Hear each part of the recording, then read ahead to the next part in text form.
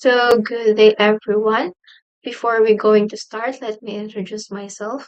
I am Jasmine KP Malabanan, a civil engineering student. So, today's video, we're going to discuss the lesson 2, which is the rectilinear motion with the constant acceleration. So, first, let me discuss the objectives of this video. First is to define the rectilinear motion. Second is to define what is constant acceleration. And the third one is to able to apply kinematics equation to calculate distance, time, or velocity under condition of constant acceleration.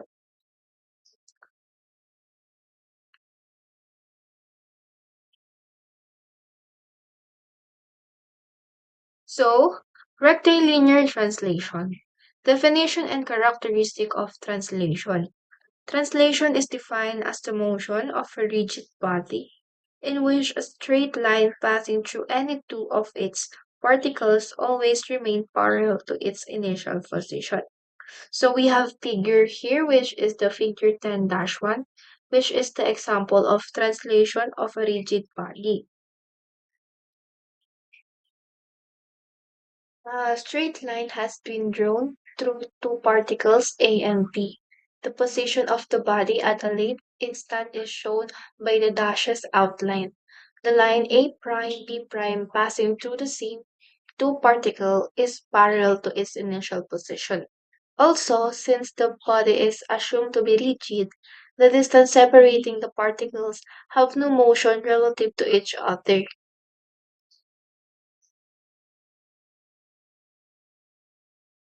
So, sa example, a translation is a type of motion where an object moves from one position to another without rotating. So, pinapakita sa image na 10 or sa example natin na this image or this example is parallel to each other. Every point on the object moves the same distance and in the same direction. A straight line AB is drawn through these 2 points. The dashed outlines show the object's new position after it has moved.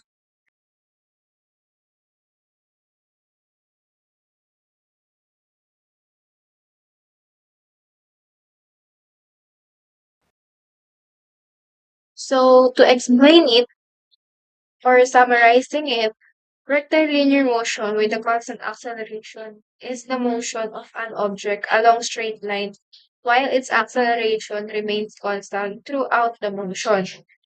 In this type of motion, the object's velocity changes by equal amounts during equal intervals of time because the acceleration does not vary. If the acceleration is positive, the object speeds up in the direction of motion, while a negative acceleration, also called deceleration, causes the object to slow down. This concept is commonly observed in our daily life, such as a car accelerating from a stoplight, a train gaining speed on a straight railways, or an object falling freely under the influence of gravity when air resistance is neglected. So, to describe the motion, physicists use several quantities, including displacement, which is the change in the object's position, velocity, which is described both the speed and direction of motion, and also acceleration, which measure how quickly the velocity changes, and time, which is indicates how long the motion occurs. Because the acceleration is constant, these quantities have predictable relationships that allow us to calculate unknown values using the equation of motion. This equation make it possible to determine the final velocity of an object after a certain amount of time. The distance it has traveled or the acceleration acting on it. Graphically, rectilinear motion with constant acceleration can be represented by a straight line velocity versus time graph with a constant slope equal to the acceleration. Horizontal acceleration versus time graph indicating that acceleration remains unchanged. And curve position versus time graph showing the object's displacement changes more rapidly as its velocity increases. So understanding rectilinear motion with constant acceleration is essential. So because it forms a foundation of kinematics, the branches of physics that studies motion without process co- considering the forces causing it. This concept has a practical application in engineering, transportation, sports, and exploration where predicting the motion of moving object is necessary for safety, efficiency, and accurate design.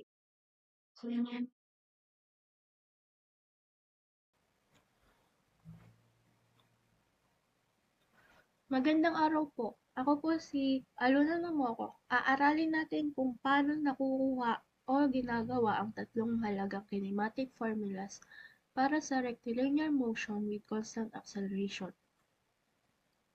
Sa lesson na ito, papakita ko sa inyo ang exact mathematical process kung paano i-derive ang bawat formula. Understanding where these formulas come from ay magbibigay sa inyo ng mas malalim na comprehension ng motion. Hindi lang kayo magkakaroon ng formula na gagamitin kundi maintindihan ninyo ang logic behind it. So let's dive right in at alamin natin ang step-by-step derivation ng tatlong formulas na ito.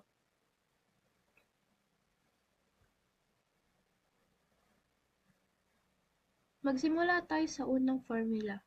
Ang formula 1 ay V equals V0 plus AT. Pero bago natin makuha ito, dapat nating alamin kung saan nanggagaling. Lahat ng bagay sa physics ay nagsisimula sa definitions.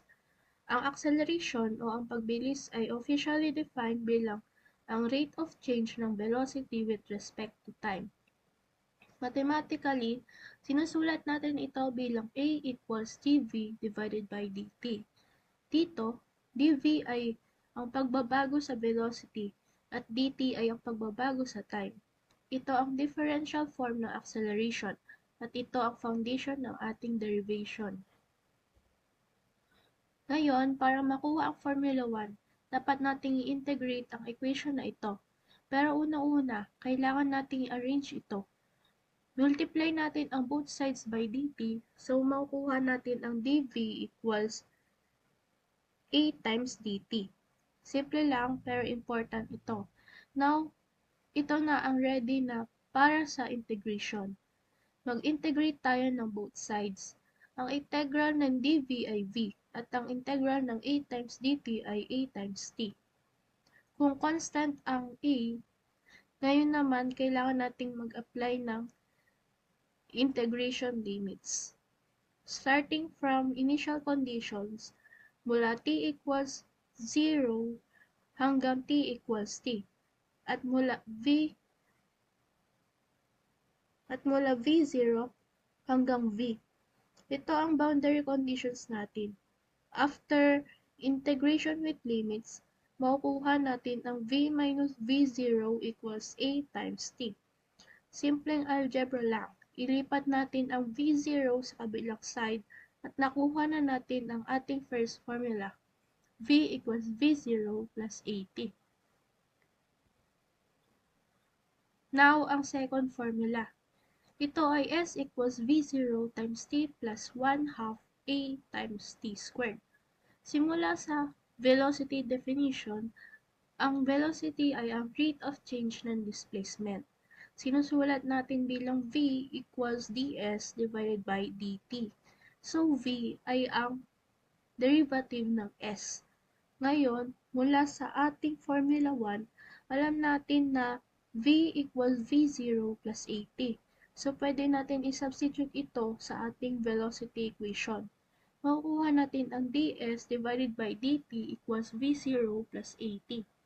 Makikita ninyo, ang displacement rate ay nagdepend sa ating initial velocity plus ang effect ng acceleration.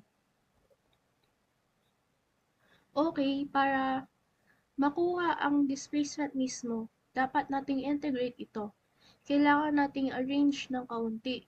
Multiply both sides by dt, so ds equals quantity v0 plus 80 times dt. Now, ready na para sa integration. Mag-integrate natin ang both side. Ang integral ng ds ay s, pero ang right side ay may 2 terms. Integrate naman natin ang v0 dt separately mula sa 80 dt. Ang integral ng v0 times dt, since v0 ay constant, ay v0 times t. Ang integral ng 80 times dt ay 80 squared divided by 2. So, equivalently, 1/2 80 squared. Ito ang application ng power rule ng integration. Ang t dt ay nag-integrate to t squared divided by 2. Ngayon, kailangan nating mag-apply ng limits mula sa 0 to t para sa time at mula sa 0 to s para sa displacement. After applying limits, makukuha natin ng s minus 0 equals v0 times t minus 0 plus 1/2 a times t squared minus 0. Ito ay simpleng nagiging s equals v0 t plus 1/2 at squared. Ito na ang second formula natin. Ang meaning nito ay straightforward. Ang displacement ay consist ng dalawang parts. First part ay v0t, which represents the displacement na babayaran ng object kung mag-maintain lang ng constant initial velocity. Second part ay 1/2 at squared, which represents ang additional displacement dahil sa acceleration. Ang 1/2 factor ay very important. It appears kasi ang velocity ay nag-increase linearly from v0 to final velocity. So on average lang ang acceleration effect ay half, kaya 1/2. Finally, ang third formula. Ito ay v squared equals v0 squared plus 2as. Ang formula na ito ay iba dahil hindi natin kailangan ang time variable. Paano nakukuha? Ito ay a bit different ang approach. Instead of starting sa dv divided by dt, gagamitin natin ang a equals v times dv divided by ds. This is derived from the chain rule ng calculus. Ang a equals dv divided by dt ay pwedeng i-rewrite natin gamit ang chain rule.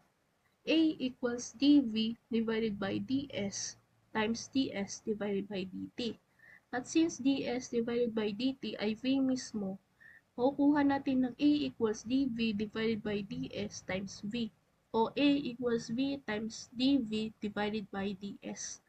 Nakita ninyo kung paano naging different ang ating starting equation. Okay, para i-solve ito, separate natin ang variables. Divide both sides by v. Wait, no. Multiply both sides by ds. So, ads equals v times dv. Now, makikita ninyo ang separation. Sa left side ay may a at ds. Sa right side ay may v at dv. Integrate natin ang both sides. Ang integral ng ads by a times s constant ang a.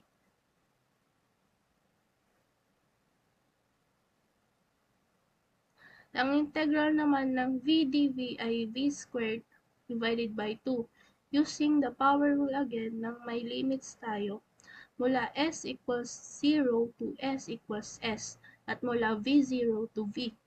After applying integration limits, makukuha natin ng a times s minus a times 0 equals v squared divided by 2 minus v0 squared divided by 2.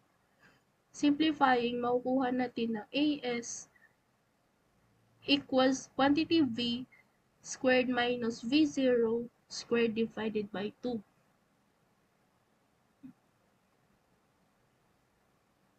Now, multiply both sides by 2.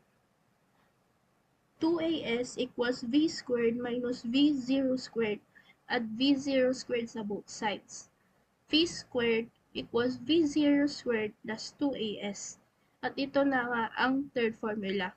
Ang special feature ng formula ito ay walang time sa equation. So kung hindi ninyo alam ang time pero alam ninyo ang velocities, accelerations at displacement, ito ang formula na gagamitin ninyo.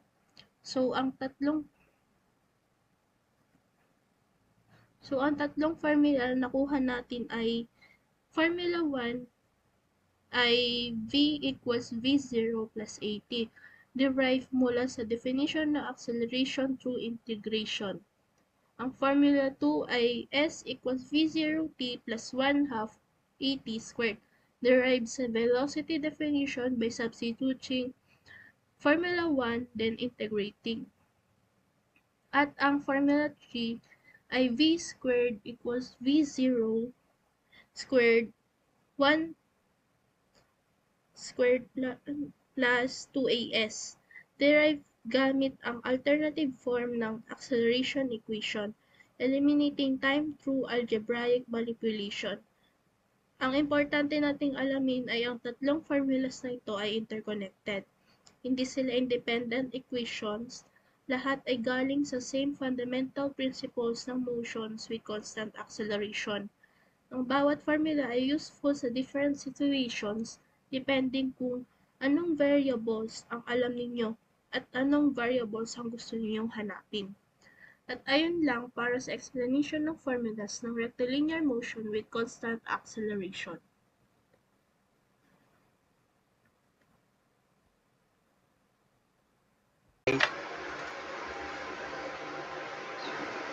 Okay guys, so I am Sandy Russell or Ursua. So let's talk about rectilinear motion. So pag sinabing rectilinear motion, ang ibig sabihin lang yan is gumagalaw yung object natin sa isang straight line. So at para naman sa topic natin ngayon, so we are dealing with constant acceleration. So ibig sabihin, hindi nagbabago yung rate ng pagbilis o pagbagal ng object natin. So, yun. So, meron tayong tinatawag na pure kinematics equation. Pero ngayon, magpo-focus muna tayo sa pinakauna at pinakasimpleng formula. So, bago natin simulan or syempre, kailangan natin malaman kung ano ba yung mga ibig sabihin nung nasa formula. So, una is yung BF. So, ano nga ba ang BF? So, BF is your final velocity. So, ito yung velocity ng object sa dulo na napili natin. So, ang standard unit nito is meter per seconds. So, next is yung initial velocity. So, ang initial velocity naman ay ang initial velocity ay nasan naman to? So, minsan ito ay nasa textbook. Sinusulat to bilang BI. So, ayun, may another term na BI. Diyan para kasi magalito kayo pag nakita nyo yung formula na BI is hindi nyo na alam. So, pag pares lang naman siya ang BO at BI is pares lang naman siya. So, karaniwan lang talagang ginagamit is yung BI. So, yun. So, ano bang standard unit nito? Ang standard unit nito is yung same lang siya ng unit ng final velocity. So, next is yung T, which is time. So, syempre yung time, ito yung duration kung gaano katagal nangyayari yung motion. So, ang unit nito is S lang, which is S ang unit nito. So, next is yung A. So, ang A natin is acceleration. So, ano nga ba ang acceleration? So, is the rate of change of velocity. So, isipin nyo na lang na ito yung dahilan kung bakit nagbabago yung speed natin. So, ang unit nito is meter per second squared. So, next na tayo, first question. So, first example natin is a passenger jet is at rest at the start of the runway. So, the pilot received the clearance to take off and engage the engine cause the plane to accelerate down the runway at a constant rate of 3.5 meter per second. So, if the plane needs to reach a lift-off speed of 77 meter per second, so about 172 meter per hour. So to take off safely, how many seconds it will take from the moment the engine engage until the plane leaves the ground. So bago tayo next sa susunod na step, so una muna is kailangan muna natin i-analyze yung question. So ano nga bang nawawala or ano nga bang hinahanap? Ano nga bang kailangan natin hanapin? So based naman dito sa question, so sinasabi dito is how many seconds it will take off. So gaano nga daw ba katagal? So ibig sabihin ang hinahanap dito is yung time niya, kung gaano siya katagal, kung gaano katagal yung plane lumipad sa runway. So next tayo. So ang formula natin is which is nga yung VF is equals to BO plus AT. So given, so meron tayong initial velocity na 0, so final velocity na 77 meter per second, so acceleration naman natin na 3.5 meter per second squared. So like sinabi ko kanina is yung time yung hinahanap. So ano nga bang gagawin natin para makuha natin yung time? So first, which is kailangan muna natin i-manipulate yung problem. So syempre pag minanipulate natin yung formula is ito yung makukuha natin. So sinimplify lang natin. So ito yung makukuha natin. Yung time is equals to VF minus BO all over acceleration, which is A. So since meron na tayong formula na nakuha, which is ito, so next na naman gagawin natin is ilagay na natin yung mga given. So meron tayong 77 meter per second minus 0 meter per second. So all over sa 3.5 meter per second squared. So ang time na nakuha natin is yung 22 seconds. 22 seconds yung time na nakuha natin. So ibig sabihin, meron 22 seconds bago lumipat yung airplane, bago siya mag-take off sa runway. So next question naman. So next question is, a commuter train is travel along straight track at a steady speed of 24 meter per second. The operator suddenly spot an obstacle ahead and applied the emergency brakes, bringing the train to a complete stop in exactly 8 seconds. So, assuming the acceleration is constant, so what is the train acceleration during the braking period? So, like nang sabi ko kanina, una is ano nga bang hinahanap? So, ano nga bang kailangan natin gawin or ano nga bang kailangan natin kunin para mahanap? So, una is kailangan mo natin unawain kung ano nga ba yung hinahanap. So, based naman dito sa baba, sa may tanong is, ang hinahanap niya is acceleration. So, what is the train's acceleration during the braking period? So, next. So, meron tayong formula na VF is equals to BO plus AT. So, given. So, given natin meron tayong initial velocity na 24 meter per second. Final velocity naman na 0. So, time na 8 seconds. So, acceleration yung nawawala. So, ano nga ba ulit kailangan natin gawin? So, next. So, next is kailangan ulit natin i-simplify yung problem. So, like nung ginawa natin kanina sa unang problem is sinimplify lang natin yung problem. Like, nilabas lang natin yung time kasi nga yung time yung hinahanap. So, like dito is acceleration naman yung nawawala. So, sinimplify din natin. So, nilabas din natin yung acceleration. So, since meron na tayong formula na gagamitin, ilagay lang natin yung mga given. Plug lang natin sa calculator natin yung given.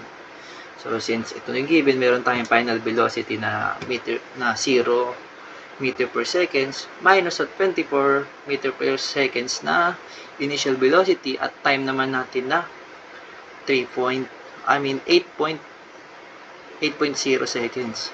So, ang nakuha natin acceleration ay negative. So, nakuha natin is, acceleration natin is negative 3 meter per second squared. So, since negative, so, syempre, the negative sign is a crucial here.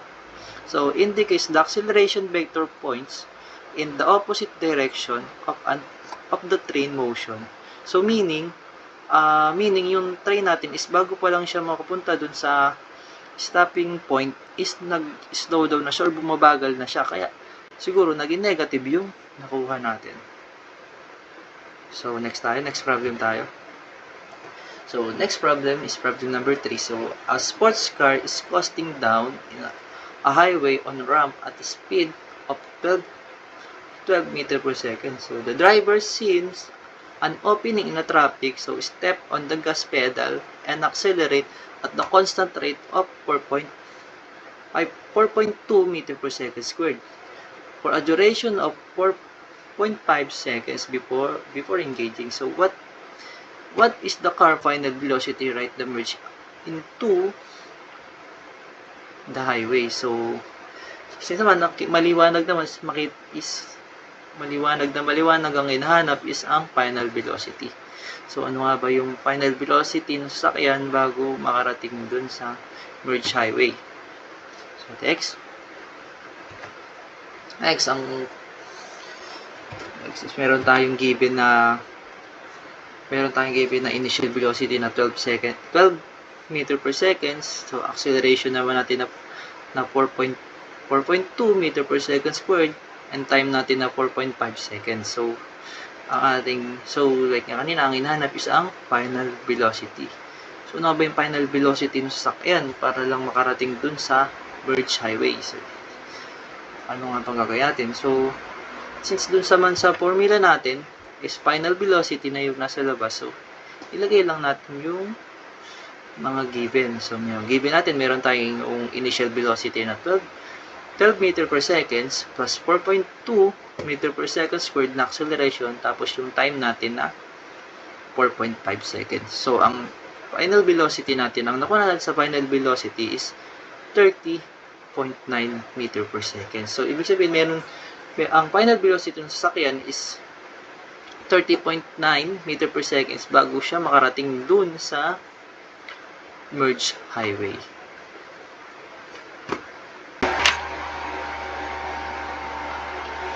So, next question, meron tayong example number 4. So, a cyclist is cruising down the street at a steady 5 meter per second. They see a green light ahead and speed up uniformly over the next 4 seconds until they reach a final speed of 13 meter per second. So, what was the cyclist's acceleration? So, based dito sa question, so, ano nga ba? So, una ko mga sinasabi is, first is analyze natin yung problem. Which is, ano nga ba yung hinahanap? Or ano nga ba yung kailangan natin gawin?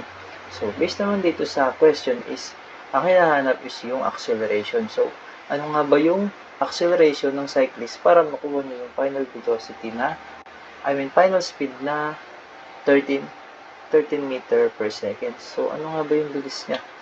So, next tayo. So, syempre, meron tayong same formula na Vf is equals to Vo plus AT. So, meron tayong initial velocity na 5 meters per second, tapos final velocity naman natin na 13 meters per second, tapos meron tayong time na 4 seconds.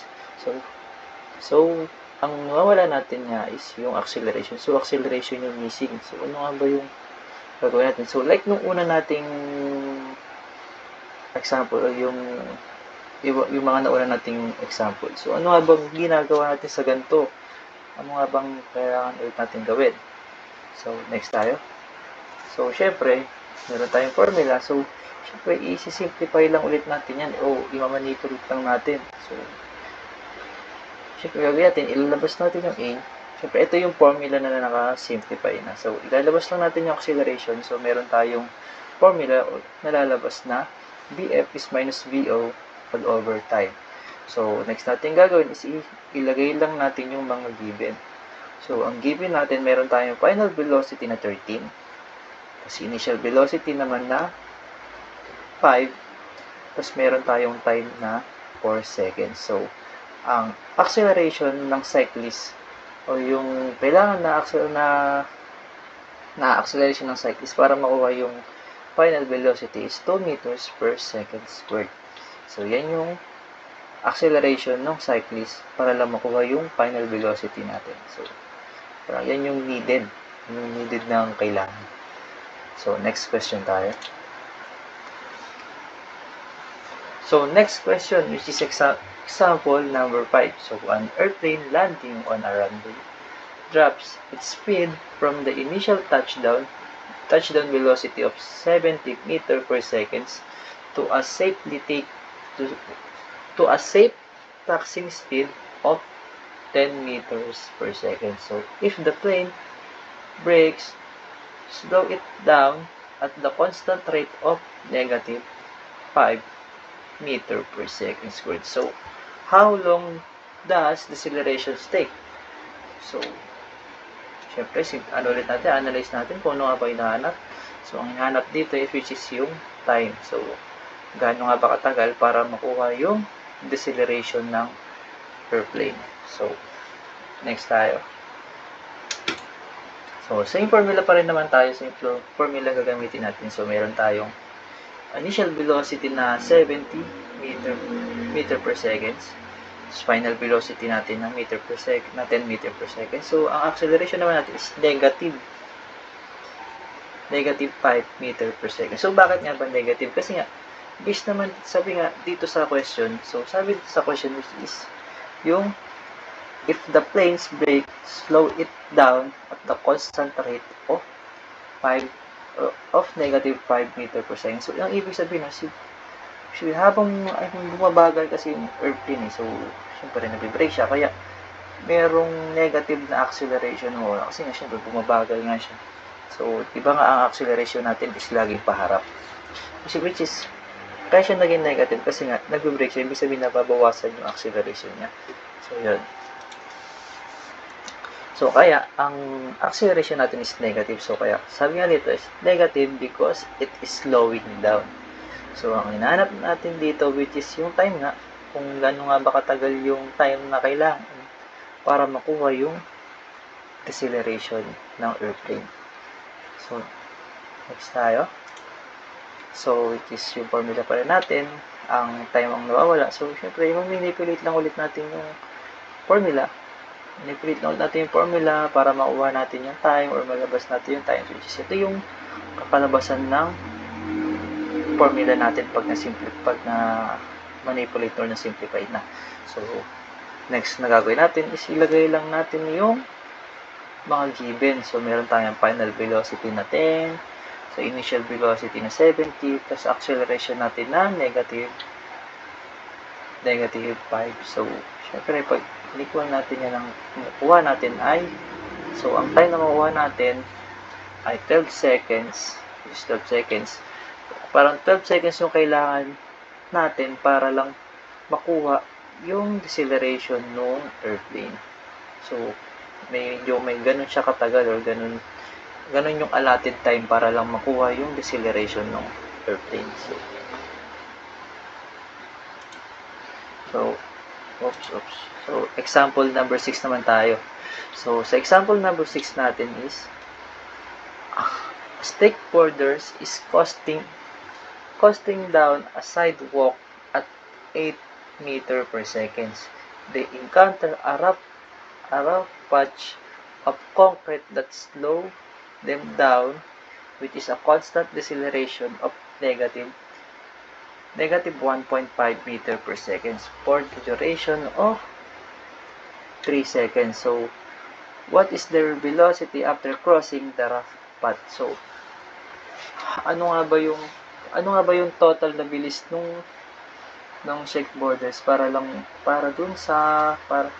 bago siya, after niya maka-cross dun sa rough part. So, ang ihanap natin dito is yung total, which is yung final velocity ng taong yun after niya makalagpas niya. So, next tayo. So, ang given natin ay, which is ang formula pa natin, which is same. Ang given naman natin, meron tayong initial velocity na 8 meter per second. Time natin 3 seconds. Tas ang acceleration naman natin ay negative 1.5 meter per second. So, sabi ko nga, ang hinahanap doon ay ang final velocity natin. So, ano nga ba yung final velocity after niya makakross dun sa rapat ng tinara niya. So, ang gagawin natin is ilagay lang natin lahat ng given. Yung formula natin, which is yung VF nga. So, ang formula natin is VF over equal to initial velocity plus acceleration and time. So, meron tayong initial velocity na 8, plus acceleration na negative 1.5, times naman natin siya sa 3. So, ang final velocity natin is 3.5 meter per second. So, yan yung ating final answer. Yan yung final velocity. And yun yung velocity na dumadaan siya habang dumadaan siya dun sa rapat.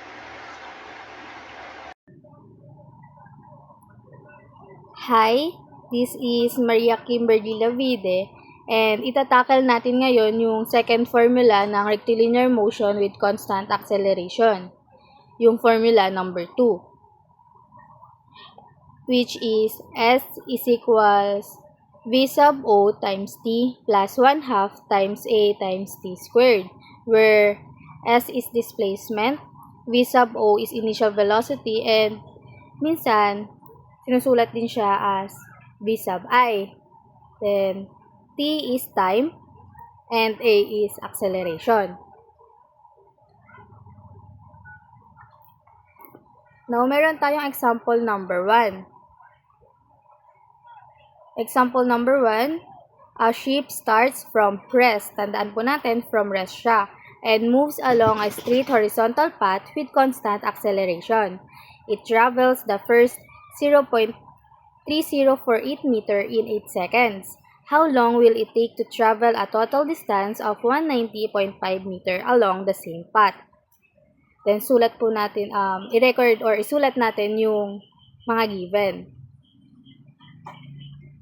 T sub 1 is 8 seconds. S sub 1 is 0.3048 meter. And S sub 2 is 190.5 meter. Then, kaya nga kanina sabi dun sa problem is nag-start siya from rest. Therefore, ang ating initial velocity is 0. Ang pinapahanap sa atin is yung T2 or T sub 2. Formula gagamitin natin is yung formula number 2, which is displacement S is equals initial velocity times time plus 1/2 times acceleration times T squared. So, punta na tayo sa solution. S is equal siya sa initial velocity times time plus 1/2 times acceleration times time T squared, where yung initial velocity nga natin is 0, therefore, makakancel siya. So, magiging siyang 0. Then, so, ito na equation natin. S sub 1 is equal siya sa 1/2 times acceleration times sa time na tas in-squared natin. Naka-squared siya dapat, ha? So, i-input lang natin yung mga given. So, yung displacement is yung 0.3048 meter is equal siya sa 1/2 times acceleration times 8 seconds squared. Since hindi nga, diba, wala pa siyang acceleration, kaya kukunin natin yung acceleration gamit din tong formula number 2. So, ayan siya. Computein lang natin. 0.30.48 meter is equal siya sa 1/2 times 64 seconds squared acceleration. So, magiging 0.3048 meter is equal siya sa 32 second squared times acceleration. So, ito yung magiging acceleration natin is 90.525 times 10 raised to negative 3 meter per second squared. So, kunin na natin siya yung T2. Para makuha yung T2, gamitin natin yung S sub 2 na given kanina. Tapos, i-input na natin yung dito sa equation na to, yung acceleration na nakuha natin. So, S sub 2 is equal siya sa 1/2 times acceleration times T sub 2 squared. So, 190.5 meter is equal 1/2 times 9.525 times 10 raised to negative 3 meter per second squared times T2 squared. So, ayan na siya. So, 190.5 meter is equal sa 4.7625 times 10 raised to negative 3 meter per second squared times T2 squared. So, kunin natin yung T2. Yung T2 squared is equal siya sa 190.5, dinivide siya sa 4.7625 times 10 raised to negative 3 meter per second squared. So, T2 squared is equal siya sa 40,000 seconds squared. Para makuha natin siya, i-square root natin siya, so magkakaroon dyan ng cancellation. Therefore, T2 is equal siya sa 200 seconds. Ito na yung sagot, yung kaninang hinahanap na time, ito na yon, yung T sub 2 is equal siya sa 200 seconds. Now, meron tayo ulit ng example number 2. A particle moves along a straight line with an initial velocity of 8 meter per second and a constant acceleration of 3 meter per second squared. Determine the distance traveled in 6 seconds. Ito yung mga given. Kagaya lang ulit sa umpisa, gagamitin ulit natin yung formula number 2. So, sulat muna natin lahat ng given, no? Time is equal siya sa 6 seconds. Acceleration is 3 meter per second squared. And yung initial velocity natin is 8 meter per second. Since hindi siya from rest, kaya meron siyang value na nakalagay dun sa problem. So, ang required natin is yung displacement. Displacement yung pinapahanap. So, gagamitin natin yung formula number 2 where is S is equal siya sa initial velocity times time plus 1/2 times acceleration times T squared. Squared po yan, ha?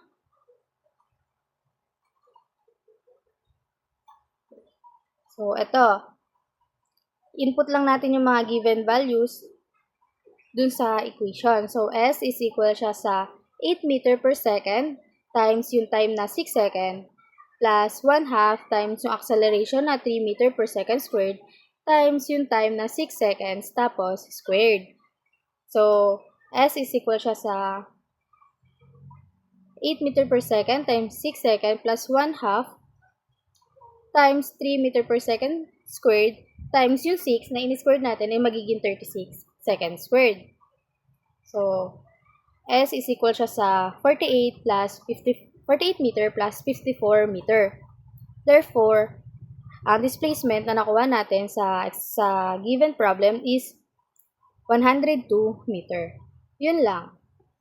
So, ulit, tatandaan natin ang formula number 2 ng rectilinear motion with constant acceleration is S is equal sa initial velocity times time plus 1/2 times acceleration times time squared. Yun lang. Bye-bye!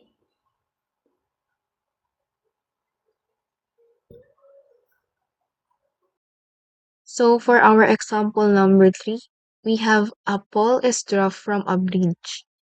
Assuming gravity is the only force acting it, so we have A is equal to 9.81 meter per second squared, which is yung acceleration natin.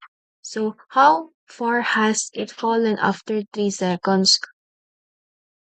So we have our given, which is our initial velocity, which is 0. Our acceleration is 9.81 meter per second squared. And also our time is equal to 3 seconds. So for our solution, we have S is equal to 0, which is our initial velocity, 3, which is the time, plus 1/2 times 9.81 for our acceleration, and 3 squared for our time. So for the distance, we have 44.15 meters. So ayun, doon gaano kalayo yung hinulog ng bola from the bridge.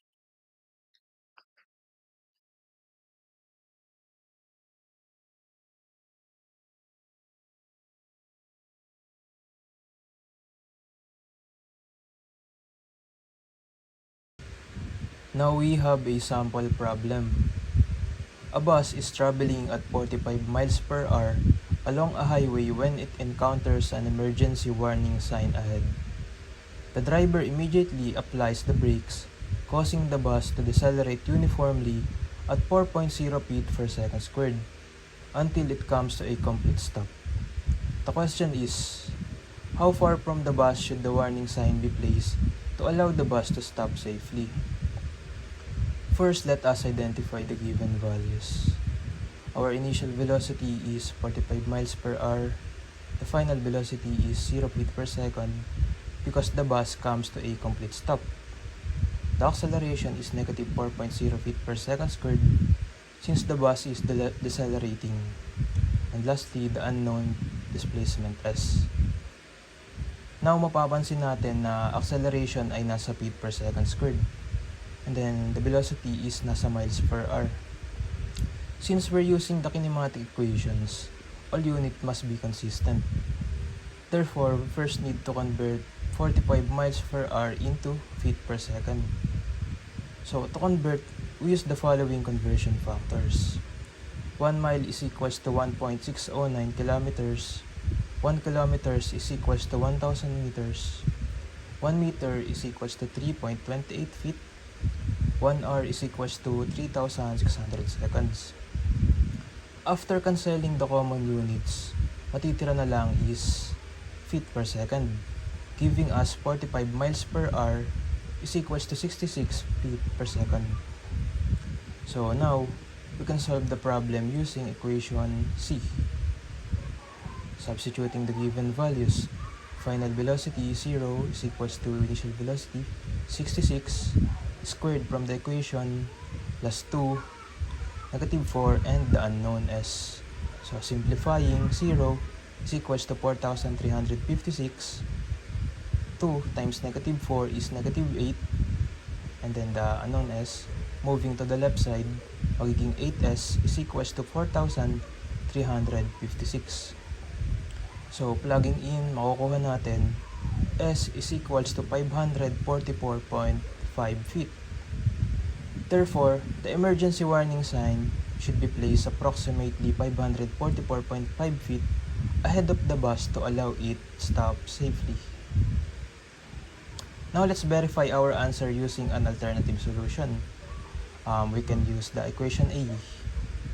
So equation A, substituting the given values, final velocity 0 is equals to initial velocity 66 plus negative 4 and the unknown time. So plugging in, solving for time, we will get time is equals to 16.5 seconds. Now that we have the time, we can use equation B. Substituting the values, s is equals to 66 and the time 16.5 plus 1/2 negative 4 and the time 16.5 squared from the equation. So plugging in, makukuha natin it is s is equals to 544.5 feet. So pareho lang. As we can see, both methods give the same displacement, which confirms that our solution is correct. Therefore, the emergency warning sign should be placed approximately 544 feet ahead of the bus to allow it to stop safely. And that concludes our sample problem. Now, let's try one more example using equation C. A motorcycle is traveling at an initial velocity of 24 meters per second when the rider notices a red traffic light ahead. The rider immediately applies the brakes, causing the motorcycle to decelerate uniformly at 6.0 meters per second squared. until it comes to a complete stop. The question is, what is the displacement of the motorcycle while braking? First, let us identify the given values. Our initial velocity is 24 meters per second. The final velocity is 0 meters per second because the motorcycle comes to a complete stop. The acceleration is negative 6.0 meters per second squared since the motorcycle is decelerating. Lastly, the unknown displacement S.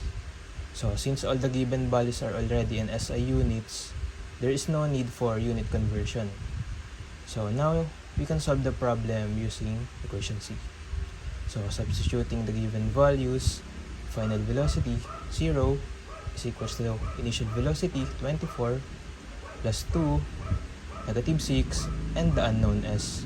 So simplifying, 0 is equals to 24 squared is equals to 576, and then 2 times negative 6 is negative 12, and then the unknown S, moving to the left side, 12S is equals to 576.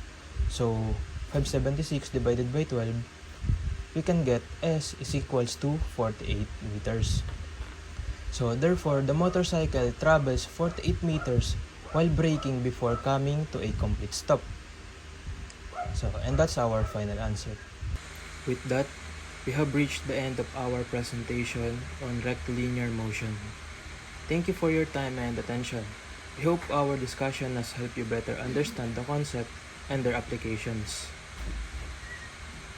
For a summary of the topic, rectilinear motion with the constant acceleration is the movement of an object in a straight line, while its speed changes at the same rate all the time. This means the object gains or loses the same amount of speed every second. So earlier we discussed deeper understanding what rectilinear motion with constant acceleration and gave some examples. So makikita naman natin na yung mga examples is connected sa mga nangyayari sa ating for our daily lives. So connection siya. Like yung pag-move ng mga cars or sa paghanap ng distance kung gaano kalayo yung na-travel ng isang sasakyan. So to share it, rectilinear motion is important in our daily life because like many objects move in a straight line, such as cars traveling on roads, elevators moving up and down, trains running on tracks, and people walking along the straight path. Is example of rectilinear motion with constant acceleration. So understanding rectilinear motion help us calculate speed, distance, time, and acceleration. So making travel safer and more efficient.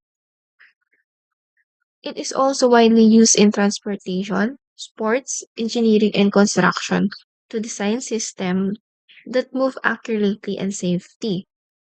So by studying this topic or by studying rectilinear motion with constant acceleration, so we gain a better understanding of how motion works and how physics is applied in our everyday activities.